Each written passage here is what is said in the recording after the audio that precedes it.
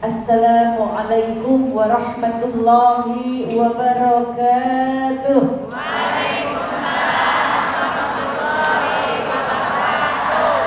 Bismillahi masyaallah la yasukul khair ilallah.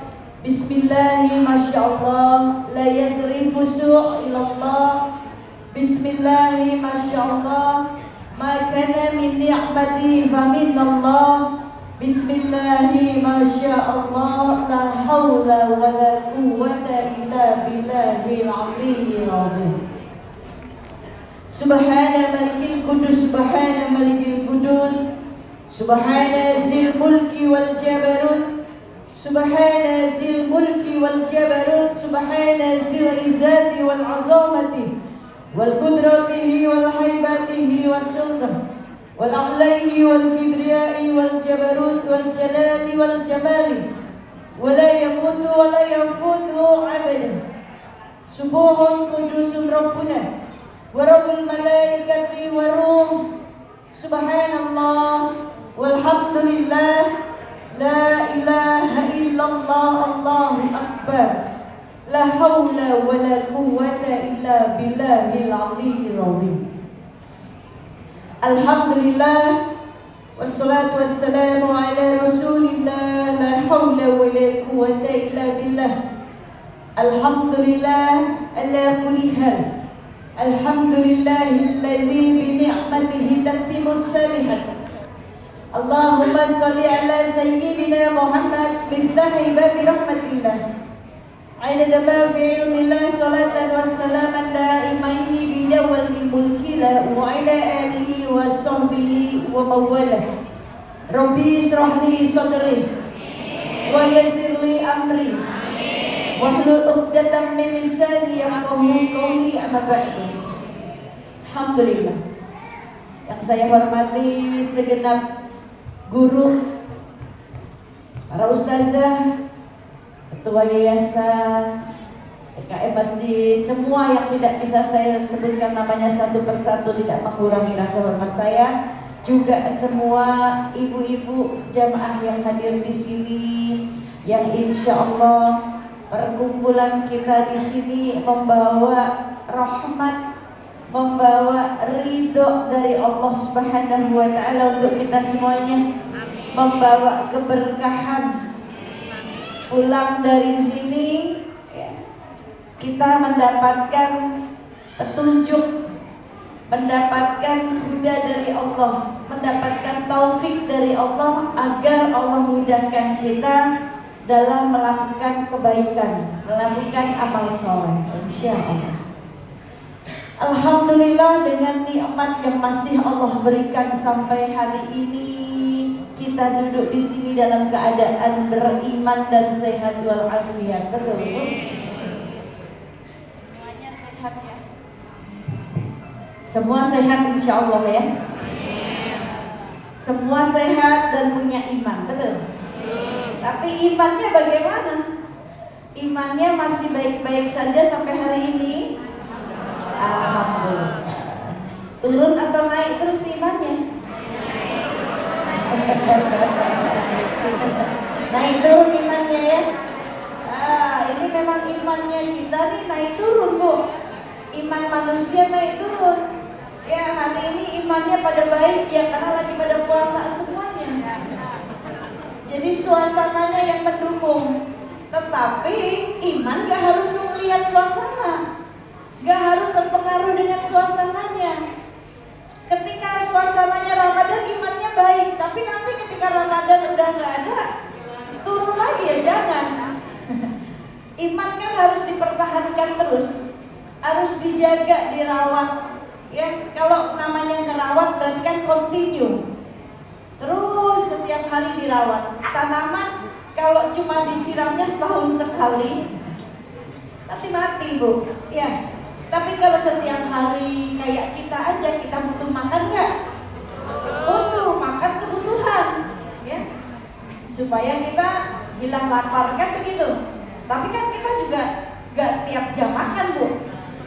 Ya. Nggak ada waktunya, ketika lapar kita makan, ketika semuanya itu ada waktunya.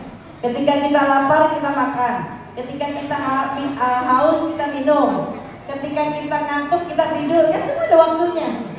Ketika waktunya selesai di dunia ya kita harus kembali ke Allah. Semua ada waktunya. Ya. Maka ketika iman seperti merawat tanaman, kita tahu waktunya kapan kita harus sirami. Ya. Bukan tiap menit disiram, enggak. Nanti lama-lama mati karena nggak boleh juga kita kelebihan air kalau tanaman ya. Semuanya ada waktunya. Nah, untuk merawat itu kita nggak nunggu suasananya dulu seperti iman. Iman tiap hari harus kita rawat. Kita sirami, kasih pupuk. Kalau dirawat dengan baik kan akan berbuah dengan baik. Ketika iman dirawat dengan baik akan berbuah ketakwaan kepada Allah dengan baik. Nah, kalau takwanya kita baik, ketika kita punya masalah, kita diberikan jalan keluar oleh Allah. Ketika takwanya kita baik, kita kesulitan ekonomi, kita dimudahin rezekinya sama Allah. Karena itu janji Allah di surat At-Talaq, wa may yattaqillaha yaj'al lahu makhraja wa yarzuqhu min haitsu la yahtasib wa may yatawakkaltu 'ala Allah fa huwa hasbuh. Barang siapa yang bertakwa kepada Allah, Allah berikan jalan keluar dari setiap permasalahannya. Dan yang bertakwa kepada Allah, bertawakal, Allah berikan rezeki dari arah yang tidak disangka-sangka. Jadi kalau imannya dirawat dengan baik, maka menghasilkan ketakwaan yang baik. Karena rezeki Allah dari Allah itu, Bu, sudah ditetapkan dalam takwanya kita. Rezeki dari Allah itu sudah ditetapkan dalam ibadahnya manusia. Kalau ibadahnya kita benar, ibadahnya kita baik, maka rezeki kita akan benar datangnya. Insya Allah. Alhamdulillah. Salawat dan salam teriring kita curahkan kepada Nabi besar Muhammad Sallallahu Alaihi Wasallam.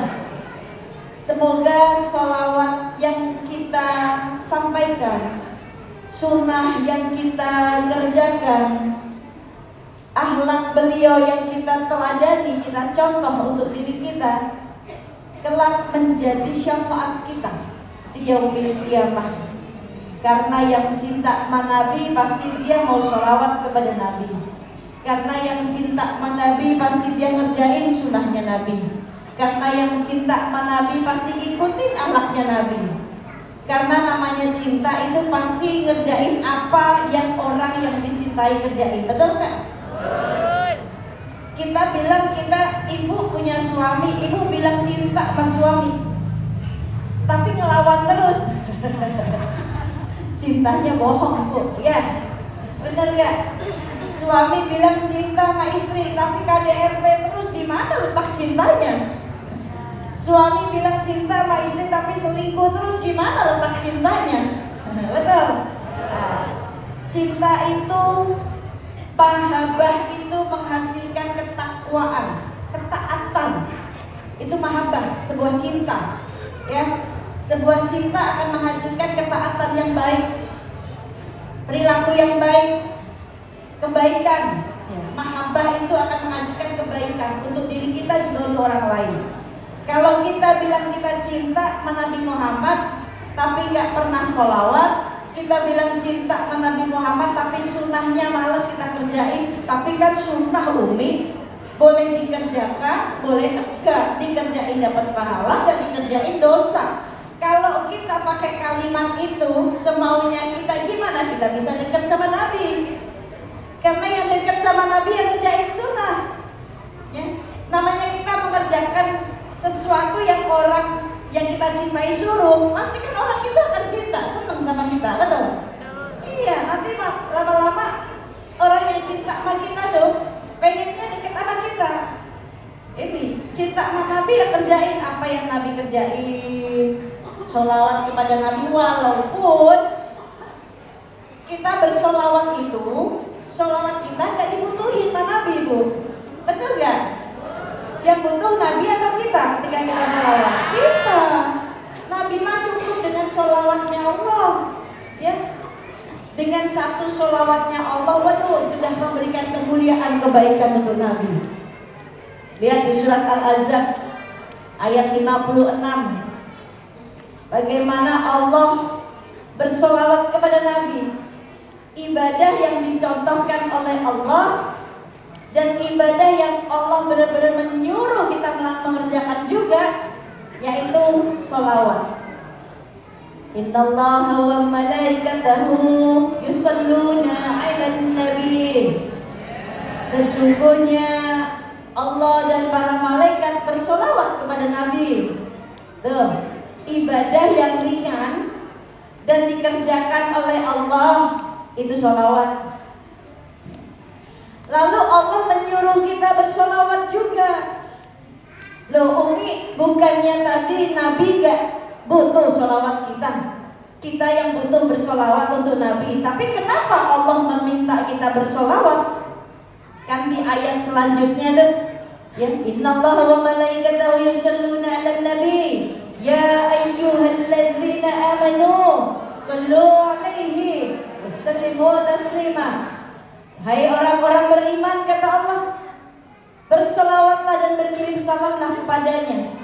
Kenapa Allah nyuruh kita sholawat? Bukankah sholawat kita gak dibutuhin sama Nabi? Kenapa Bu kira-kira Bu? Karena Allah kepengen umatnya Nabi Muhammad ini mendapatkan keberkahan juga dari sholawat. Jadi kemuliaan, kebaikan yang Allah berikan kepada Nabi Muhammad, umatnya Nabi Muhammad ini dapat juga, kecipratan juga, kan begitu. Maka kita disuruh bersolawat. Solawat tuh kayak investasi, nanam modal Bu. Saya buka usaha nih, terus saya ajak ibu-ibu, Bu, saya mau buka usaha restoran nih Bu, atau usaha apa aja lah. Ibu mau gak gabung nanam modal ke saya? Nanti nih keuntungannya setiap menit Bu, saya kasih untung 100.000 setiap menit loh Bu. Setiap 1 menit Ibu saya kasih untung 100.000. Wah, orang pada mau berebutan Bu, join usaha sama saya, betul nggak? Setiap menit Bu dapat 100.000, siapa yang nggak mau? Tapi modalnya berapa Umi? Ibu punya uang berapa? 10.000, sini kasih ke saya. Itu modal Ibu. Tapi nanti 10.000, Ibu dapat 100.000 1 menit. Wah, rebutan Bu, ngantri semua orang. Bener nggak Bu? Bener. Ini sholawat. Bayangin, ketika kita mengucapkan sholawat, Allahumma sholli ala Sayyidina Muhammad wa ala ali Sayyidina Muhammad, nyampe nggak 1 menit Bu? Nyampe nggak 1 menit? Paling hitungan detik tuh, paling 10 detik. Allahumma sholli ala Sayyidina Muhammad wa ala ali Sayyidina Muhammad, nggak nyampe 60 detik. Yang 1 menit itu 60 detik. Ya, tetapi ketika kita satu bersolawat, Allah langsung kasih 10 pahala kebaikan dan ditutup 10 keburukan dari kita. Tuh asbab sholawat. Ya, investasi, ya, sekali sholawat Ibu udah langsung dapat 10 pahalanya. Maka perbanyak investasi di sini, ya, supaya makin cinta nih, makin cinta, makin banyak keberuntungan, keberkahan, kebahagiaan, ketenangan, ya, dari Allah. Asbab sholawat kepada Nabi Muhammad Sallallahu Alaihi Wasallam. Insya Allah. Ibu-ibu yang dirahmati oleh Allah, sudah hari keberapa kita Ramadan Bu? 10. Yang ikut hari ke-10 monggo. Yang ikut, yang udah berpuasa di hari ke-11 silakan. Ya, yang terpenting puasanya membawa kebaikan buat dirinya. Puasanya berhasil, kan begitu. Jangan kayak orang selingkuh. Ikut puasanya di hari yang sekarang nih, yang ke-8 hari, kan begitu. Ikut pemerintah tuh puasanya, ya Bu ya. Tapi lebarannya ikut yang udah duluan. Itu kayak orang selingkuh Bu. Ya, punya pasangan namanya Maimunah, tapi lagi kondangan bawanya si Siti. Ya ini orang yang puasa, ketika puasanya ikut pemerintah, tapi lebarannya ikut yang duluan, kayak orang seling. Jangan kayak gitu. Kalau mau yang duluan ya akhirnya sama. Kalau mau yang ikut yang sekarang ya akhirnya pun sama, kan begitu ya Bu ya. Ini kita sudah ke 8 ya Bu. 10. Sudah ke 10 kita nama Ramadan. Sudah ke 10 malam kedua. Berarti Allah berikan makfirahnya. Karena inti dari Ramadan itu ya, di 10 pertama Allah berikan apa Bu? Rahmatnya. Di 10 Ramadan kedua ya, di minggu kedua ke 10 Ramadan ini Allah berikan makfirahnya, ampunannya. Rugi buat orang-orang ya yang di 10 kedua ini dapat Allah berikan makfirahnya, tapi kita belum diampuni dosanya. Ada Bu orang yang seperti ini? Ada enggak? Ada. Ramadan datang tapi dia belum dapat ampunan dari Allah. Siapa mereka? Yang ketika hatinya belum bisa maafin orang lain, ketika hatinya masih punya benci, dendam sama orang. Nah ini bahaya.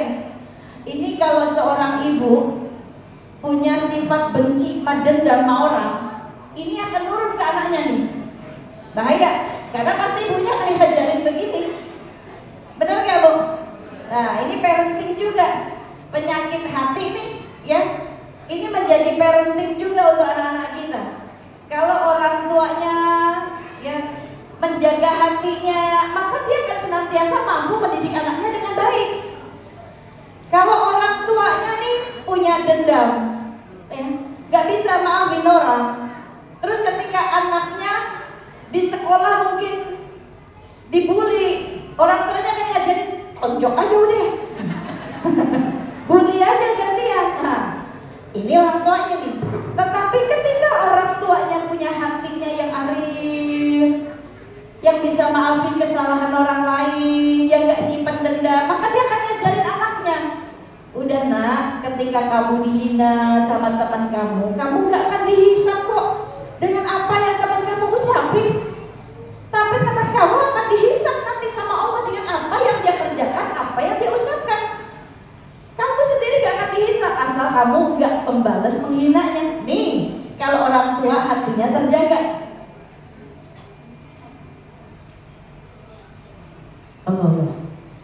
Kalau orang tua hatinya terjaga, mampu menjaga hatinya, mampu menjaga sikapnya, maka ilmu ini estafet Bu. Ilmu ini akan terus diajarkan ke anak-anaknya. Begitu. Maka yang paling penting nih ya, kalau orang tua pengen nyembuhin, pengen mendidik anak dengan baik, didik dulu dirinya. Kalau orang tua pengen punya anak soleh, solehin dulu. Seorang bapak pengen punya anak laki yang soleh, bapaknya kudu soleh dulu. Hah? Kenapa Bu? Bapaknya apa? Gak kedengeran saya mah Bu. Ibu ngomongnya barengan sih. Kenapa Bu? Pakai mic. Oh, bapaknya namanya Soleh. Iya, kasih nama aja Soleh Bu ya. Ganti. Kalau suaminya nih ya belum mau sholat, ya udah ganti aja namanya Soleh dan jadi doa. Dari Bambang jadi Soleh kan? Gitu. Maka belajar untuk mensolehkan diri dulu. Lisannya disolehkan, matanya disolehkan, telinganya disolehkan. Semua anggota tubuh ini diajak ke jalur takwa, supaya akhirnya dia mampu mendidik anaknya untuk menjadi anak yang soleh.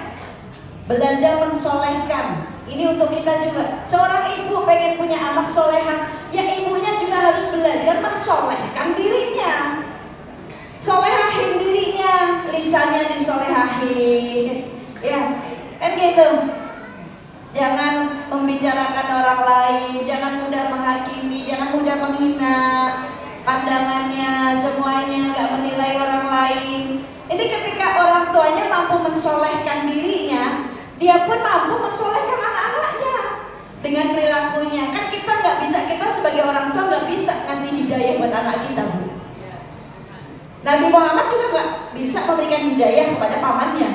Tetapi diri kita bisa menjadi asbab turunnya hidayah dari Allah kepada orang lain. Karena apa? Kesalihan diri kita, dari akhlak perilaku kita. Maka itu bisa menjadi asbab Allah turunkan hidayah. Ini tugas kita. Pengen punya anak soleh tapi orang tuanya petakilan.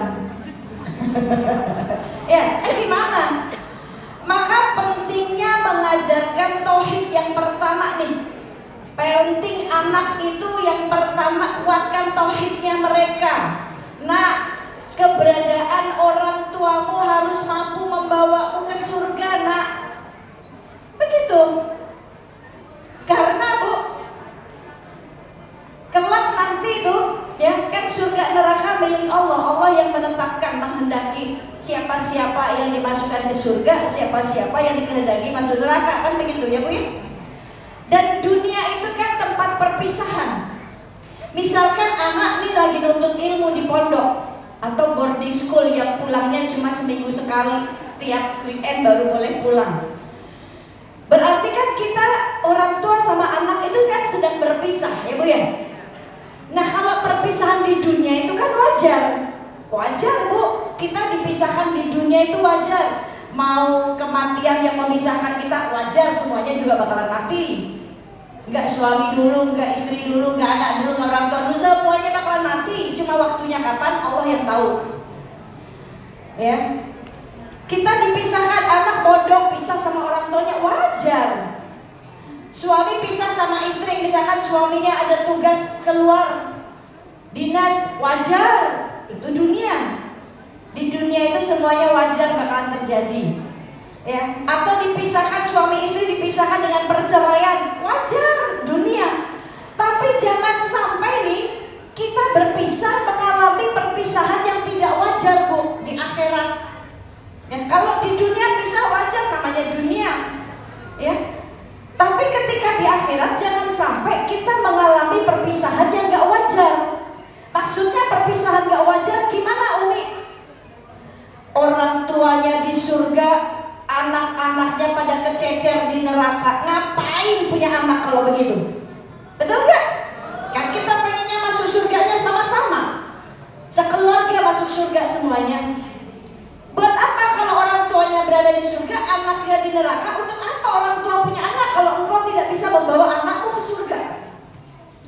Ini, ya. Lalu suami ke surga, istrinya ke neraka. Ngapain punya istri kalau begitu? Kan tugasnya menikah, berumah tangga untuk mencetak generasi yang baik. Nah, kalau sudah punya ini semuanya, dibina, dijaga hingga masuk surganya sama-sama, kan begitu. Nah, tapi kalau di akhirat akhirnya pisah, ya buat apa? Berarti ketika di dunia dia salah dan dia tidak mengerjakan aturan yang Allah sudah terapkan. Bagaimana supaya kita bisa masuk surga sama-sama dengan anak, dengan suami, dengan istri, dengan orang tua kita? Allah udah kasih rambu-rambunya, Bu. Walaupun jalan menuju surga itu mudah atau enggak? Enggak mudah. Penuh dengan lika-liku ujiannya.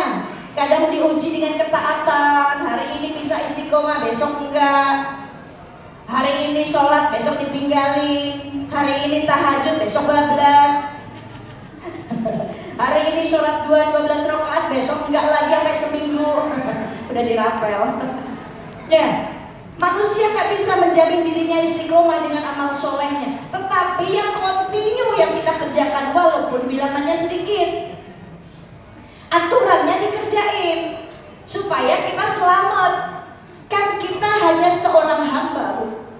Kita hanya seorang hamba yang sedang belajar ingin pulang dengan selamat. Betul nggak, Bu? Kita hanya seorang hamba yang sedang belajar pulang dengan selamat. Selamat itu husnul khotimah. Kita semua menginginkan kematian yang husnul khotimah. Allah ridho sama kita. Ya, karena yang dilihat nanti endingnya, Bu. Suksesnya orang hidup di dunia bukan ketika dia sudah punya ngeraih jabatannya, bukan. Suksesnya orang hidup di dunia bukan ketika dia sudah bangun rumahnya megah, perusahaan di mana-mana, mobilnya banyak, bukan itu. Tapi suksesnya orang hidup di dunia ketika akhir hayatnya dia husnul khotimah. Itu orang yang sukses. Berarti Allah sudah ridho atas diri dia, zahir batinnya Allah ridho. Husnul khotimah itu orang yang sukses. Ingat, orang yang sukses ketika akhir hidupnya, selesai tugasnya di dunia, membuat Allah ridho, husnul khotimah, Allah panggil, ya ayyatuhan nafsul mutmainnah, irji'i fadkhuli fi ibadih. Ini kalau Allah ridho atas kematian seseorang, ya, dalam kehidupan dunianya Allah ridho hingga kembalinya Allah pun ridho. Allah panggil gini, ya Tuhan nafsu mutmainnah, wahai jiwa-jiwa yang tenang, kata Allah, irji'i ila rabbiki radiyatan mardiyah fadkhuli fi ibadi wadkhuli jannah. Kembalilah kepada Tuhanmu dengan hati yang selamat, tenang, ya. Masuklah bersama golongan hamba-hambaku dan masuklah ke surgaku. Kalau Allah dari itu di dunianya dia diridhoi sama Allah. Bahkan ketika dia harus jatah waktu di dunianya udah selesai habis, Allah ridho, Allah panggil begitu tuh kan. Kita pengen dipanggil kayak gitu, Bu, ya. Dipanggil sama Allah, hai jiwa yang tenang, udah saatnya kamu pulang. Aku udah ridho, pulang dengan selamat. Nah, kita hanya seorang hamba yang sedang belajar pulang dengan cara yang selamat. Ibu dari sini kepengen pulang kan pasti pengennya nyampe rumah selamat, ya Bu ya. Nah, kalau pulang selamat itu kan kita tahu aturannya. Ibu naik motor misalkan dari sini pulang, nyampe rumah pengen selamat, ya berarti harus hati-hati, ya. Jangan ngebut. Aturannya dikerjain tuh, dipatuhi. Ketika aturan di jalan dipatuhi, kita akan selamat. Naik motor mau belok kanan, yang dilihat spion kanannya, pasang sen kanannya. Jangan mau belok kanan, yang dilihat spion kiri, pasang sen kiri. Ini kode power of mama biasanya begini. Belok kiri udah ngebut, mau belok kiri sennya ke kanan. Ntar giliran ketabrak dia yang paling ngomel sendiri. Betul gak tuh kira-kira? Emak-emak punya aturan sendiri, ya Bu ya. Jadi gimana mau selamat? Orang mau belok kanan lihat spionnya kiri, pasang sennya kiri. Gak tahu dia ngerti mana kanan mana kiri atau enggak itu. Ya, ini ketika dari jauh kita udah ngegas, mulai lampunya nyala kuning. Kan biasanya di traffic light itu waktunya tuh kadang nggak tertentu, ya Bu ya. Ada yang di traffic light pakai angka tuh, mulai dari berapa tuh misalkan 10, 9, 8 gitu kan, dari merah nanti kita udah tahu tuh jaraknya. Oh, berarti harus mulai ngerem. Ya, ini mah kagak kenceng aja, giliran merah langsung nyala, nabrak, ditabrak kanan kiri. Berarti rambu-rambu lalu lintasnya, peraturan di jalan gak dipakai. Gimana mau selamat, kan begitu ya Bu ya? Udah mulai kuning, mulai direm pelan-pelan, karena nggak pernah tahu tiba-tiba nanti merah, kan gitu. Kita nggak tahu kuningnya berapa lama, tiba-tiba merah, berarti kita udah punya jarak untuk berhenti. Itu pengen selamat. Berarti kembali ke Allah pun ada aturannya kalau pengen selamat. Apa aturannya? Surat At-Tahrim ayat 6. Surat At-Tahrim ayat 6. Dikerjain deh tuh. Kalau pengen masuk surganya sama-sama, suami pengen masuk surga sama istrinya, sama anak-anaknya, sama orang tuanya, sama mertuanya, temennya sekalian dibawa. Berarti aturannya Allah, rambu-rambunya ditaati, dikerjain. kerjakan. Surat At-Tahrim ayat 6 Allah terus ingetin ke kita. Apa itu bunyinya, Bu? Ya ayyuhalladzina amanu, hai orang-orang beriman, ku anfusakum wa ahlikum nar. Hai orang-orang beriman, jaga dirimu dan keluargamu dari siksa api neraka. Itu rambu-rambunya, Bu, udah tegas banget Allah tuh. Pengen masuk surga, jaga dirimu dan keluargamu dari api neraka. Ketika kalimat ini disampaikan ya oleh Allah, hai orang beriman, ini suami baca nih, buka Quran. Hai suami, mana suami? Ada kerja, Bu. Lagi molor di rumah. Ada suami, ada di luar ya. Semoga kedengeran dah ini. Ya, ini speaker masjidnya semoga kedengar nyampe ke kuping suami. Ya, karena ini pengajiannya emak-emak semuanya.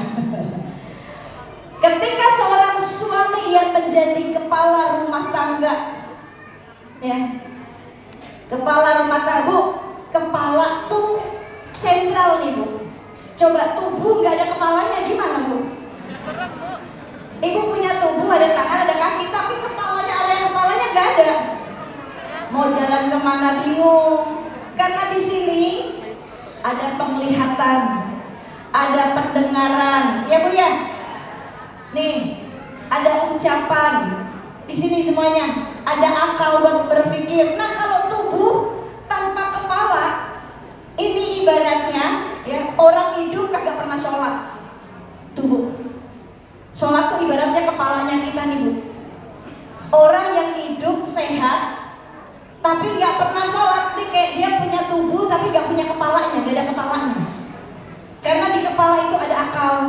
Manusia kan dikasih akal ya, Bu. Nggak kayak binatang, ya kan?